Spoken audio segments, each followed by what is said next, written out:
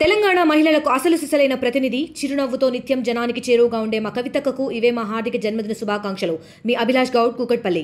అదనంగా తెలంగాణకు మీరు ఇచ్చింది ఏంటి? పక్కనున్న ఆంధ్రప్రదేశ్ రాష్ట్రానికి వేల కోట్ల రూపాయల సహాయం చేస్తున్నారు. బీహార్కు వేల కోట్ల రూపాయలు ఇస్తున్నారు. ఉత్తరప్రదేశ్కు వేల కోట్ల రూపాయలు ఇస్తున్నారు.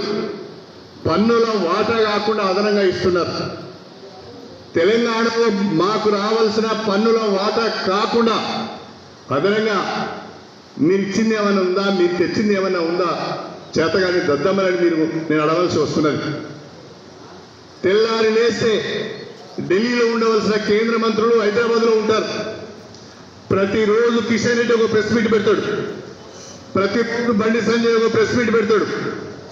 వీళ్ళిద్దరికీ కేంద్ర మంత్రి పదవులు ఇచ్చింది రాష్ట్రంలో ఉన్న కాంగ్రెస్ ప్రభుత్వం పైన విమర్శలు చేయడానికే తప్ప తెలంగాణను అభివృద్ధి చేయడానికి మాత్రం కాదు, తెలంగాణకు నిధులు ఇవ్వడానికి మాత్రం కాదు. దీన్ని మనం ప్రజల్లోకి బలంగా తీసుకుపోవాలి. ఇప్పుడిప్పుడే చేయి తిప్పుకుంటున్నాం. మొదటి సంవత్సరమే 21,000 కోట్ల రూపాయల పంట రుణాలను మాఫీ చేసి కొంచెం ఇబ్బంది పడ్డాం. ఆర్థిక వనరులు సరిగా లేక రాబడి సరిగా రాక కొంత ఇబ్బంది పడ్డాం. మొదటి సంవత్సరం కష్టమైంది. ఇప్పుడు రెండో సంవత్సరం రుణమాఫీ లేదు. ఈ రెండో సంవత్సరం కొంచెము చేయి తిప్పుకునే అవకాశం వచ్చింది. ఒక్కొక్క పని చేసుకునే అవకాశం వచ్చింది. మనం ఇంట్లో ఒక పెళ్లి చేస్తాం, దాదాపు 3-4 లక్షల రూపాయలు 5 లక్షల రూపాయలు అప్పు అవుతుంది. ఆ అప్పు తీయడానికి 2-3 సంవత్సరాలు పడుతుంది. ఆ 2-3 సంవత్సరాలు మనకి ఇట్లా కష్టమవుతుంది. అప్పు తీరిన తర్వాత మళ్ళీ చేయి తిప్పుకునే ప్రయత్నం చేస్తాం. రాష్ట్ర ప్రభుత్వం కూడా అదే రకంగా ఉంది. 21,000 కోట్ల అప్పులు రుణమాఫీ చేసినాం కాబట్టి ఆర్థిక వనరులు సరిగా లేక అన్ని హామీలు నిలబెట్టుకోలేకపోయినాం. తప్పకుండా ఈ సంవత్సరం ఆర్థిక వెసులుబాటు వస్తుంది.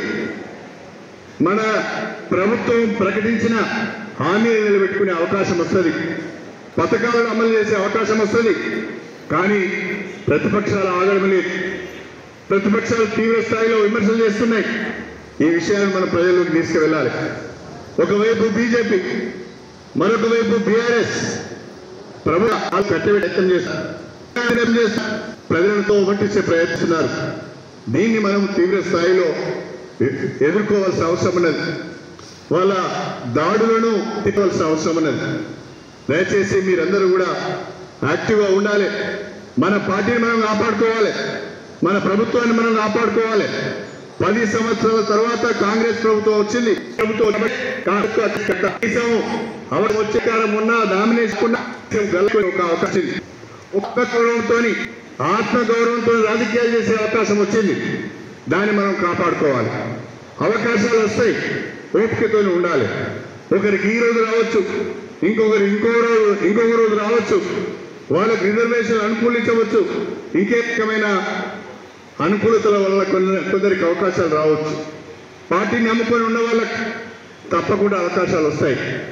మనం మొన్న చూసినాం, మన తెలంగాణ నుంచి కాంగ్రెస్ పార్టీ నుంచి శాసన మండలికి 3 సభ్యులను ఎమ్మెల్సీలుగా నామినేట్ చేశారు. ఒక ఆయన అద్దంకి దయాకర్, ఇంకో ఆయన నల్గొండ డిసిసి అధ్యక్షుడు నాయక్ శంకర్ నాయక్, ఇంకొక ఆమె మహిళ విజయశాంతి. ఎవరైనా ఊహించారా?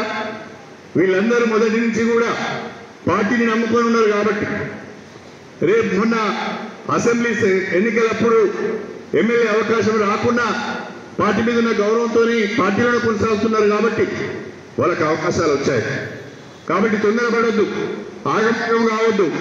ఇన్ని రోజులు 10 సంవత్సరాలు బీఆర్ఎస్ పాలనలో అష్టకష్టాలు పడ్డాం. మళ్ళీ ఆ పరిస్థితి తెచ్చుకోవద్దు. 10 సంవత్సరాలు ఖచ్చితంగా తెలంగాణ రాష్ట్రంలో కాంగ్రెస్ ప్రభుత్వం రేవంత్ రెడ్డి ముఖ్యమంత్రిగా కొనసాగే విధంగా మన ప్రయత్నం ఉండాలి అని చెప్పి నేను ఈ సందర్భంగా కోరుతున్నా. దానికి మీ అందరికీ నేను అండగా ఉంటాను.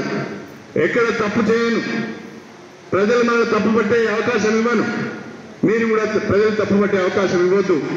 ప్రజల మధ్యన ఉందాం, ప్రజల కొరకు పనిచేద్దాం, చేసే పనిని చెప్పుకుందాం, చేయలేని పనిని సాధ్యం కాదని చెప్తాం. ఆ రకంగా ప్రజలతో ఉందాం. ప్రజా సమస్యలు పరిష్కరించుకుంటూ ముందుకు పోదాం. 16వ తారీఖున దాదాపు 800 కోట్ల రూపాయల అభివృద్ధి పనులకు శంకుస్థాపన జరుగుతున్నది. ముఖ్యమంత్రి గారు వస్తున్నారు, బ్రహ్మాండంగా వారికి స్వాగతం పలకాలి. వారు మన యొక్క సంతోషాన్ని చూసి, నియోజకవర్గ కాంగ్రెస్ పార్టీ నుంచి వచ్చిన స్పందనను చూసి వాళ్ళు మనకి ఇవ్వాలి. వారు మరిన్ని నిధులు మనకి ఇవ్వాలి.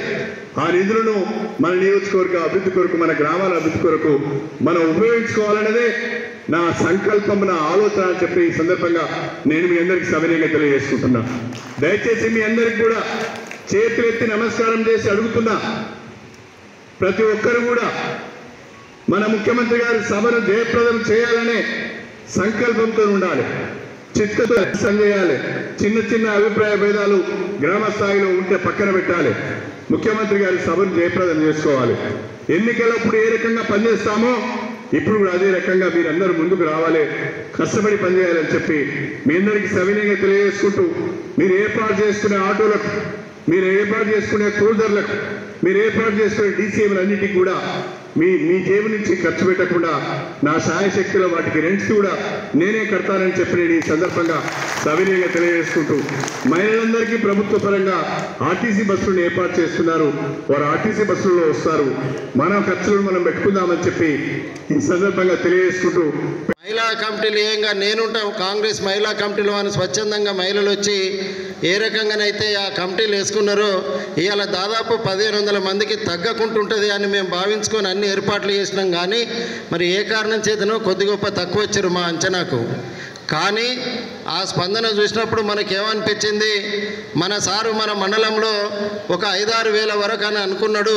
ఇక్కడ ఉండబడే స్పందనను చూసి కనీసము ఇప్పుడు 7,000 మంది వరకు మన మండలం నుండి 7,000 మంది తగ్గకుండా వచ్చే విధంగా అన్ని ఏర్పాట్లు చేసిండు అనే విషయాన్ని కూడా మీ అందరికీ దృష్టికి తీసుకొస్తున్నాం. మనం 7,000 మందికి మనం ఏ రకంగానైతే బహిరంగ సభకు 800 కోట్లు శంకుస్థాపన చేసుకుంటూ ఇంకా 200 కోట్లు ఏ రకంగానైతే ప్రపోజల్స్ ఇచ్చి నిధులు మంజూరు చేయించుకోవాలనే సంకల్పంతో ఆ నిధులు ఏవేవి, ఎందుకు, అవి నియోజకవర్గంలో ఏ రకంగా ఉపయోగపడుతున్నాయి, కడియం శ్రీహరి గారు వచ్చిన తర్వాత ఇన్ని 100 కోట్లు మనందరికీ ఏ రకంగా లాభం చేకూరుతుందో ప్రతి గ్రామ మీటింగ్లు పెట్టుకున్నప్పుడు ప్రతి ఒక్క రూపాయి గురించి కూడా మీ అందరికీ కడియం శ్రీహరి గారి శ్రమ గురించి, నిధులు తీసుకురావడం గురించి, వాటి శంకుస్థాపన గురించి, అవి 16 నెలలలోనే ఈ నిధుల వినియోగం మన అందరికీ సేవలకు రావడం గురించి మీ అందరికీ వివరంగా వివరించడం జరిగింది. అదే విషయాన్ని రేపు మనం అందరం ముఖ్యమంత్రి రేవంత్ రెడ్డి గారి చేతుల మీదుగా మనం ఏ రకంగానైతే ఆ కార్యక్రమంలో పాల్గొని ఆ యొక్క బృహత్తర కార్యక్రమంలో మనం భాగస్వామి కావడానికి వెళ్తున్నామో అందుకే ఈరోజు ఈ సన్నాహక సమావేశం ఏర్పాటు చేసుకోవడం జరిగింది. ఇందులో కొంత మనకు భారం కూడా తగ్గింది. ముందు 7,000 మందిని మనమే తీసుకుపోతామని అనుకున్నాం. ప్రభుత్వ కార్యక్రమంలో భాగంగా మహిళా కమిటీలను వివోఏల ద్వారా బస్సులు ఏర్పాటు చేసి ఆ ఆర్గనైజింగ్ చేయడం వల్ల 3,600 మంది మహిళలు బస్సుల ద్వారా మనం కొంత కోఆర్డినేషన్ చేసినప్పటికీ కొంత బరువు తగ్గుతుంది. ఆ రకంగా మహిళలు వస్తుండ్రు. వాళ్ళు కాక ఇంకా మన కాంగ్రెస్ మహిళా కమిటీలు కావచ్చు, యువజన సంఘాలు, మరి సోషల్ మీడియా సంఘాలు, గ్రామ కమిటీ, తాజా మాజీ ప్రజాప్రతినిధులు, ముఖ్య నాయకులు, జిల్లా రాష్ట్ర అన్ని అనుబంధ సంఘాలు అందరం కలిసికట్టి 3 రోజులు కనుక పనిచేస్తే 50,000 పైచీలుకుతోటి ఈ స్టేషన్ గన్పూర్ బహిరంగ సక్సెస్ అవుతుందని ఇంటెలిజెన్స్ రిపోర్ట్ల ద్వారానే ఇప్పటికే మనం వింటున్నాం. దాదాపు 30,000, 35,000, 50,000 వరకు అని సార్ అంచనా వేస్తే ఆ అంచనా దాటుతుంది అనేది 7 మండలాలలో కడియం శ్రీహరి గారి, డాక్టర్ కడియం కావ్య గారి నేతృత్వంలో అన్ని గ్రామ కమిటీలు ఏ రకంగానైతే సన్నాహక సమావేశాలు వేసుకొని ఈ యొక్క సభను విజయవంతం చేయడానికి ఒక 10 రోజుల ముందు నుండే మనం అన్ని కార్యక్రమాలను సంసిద్ధమైనాం. కాబట్టి ఈ 2 రోజులు పెద్ద లెక్క కాదు. మనం బ్రహ్మాండంగా మందిని తీసి కడియం శ్రీహరి గారు అంటే ఏంటిది, కాంగ్రెస్ అడ్డా, స్టేషన్ గన్పూర్ గడ్డ అనే విధంగా రేవంత్ రెడ్డి గారికి మనం చూపించబోతున్నాం.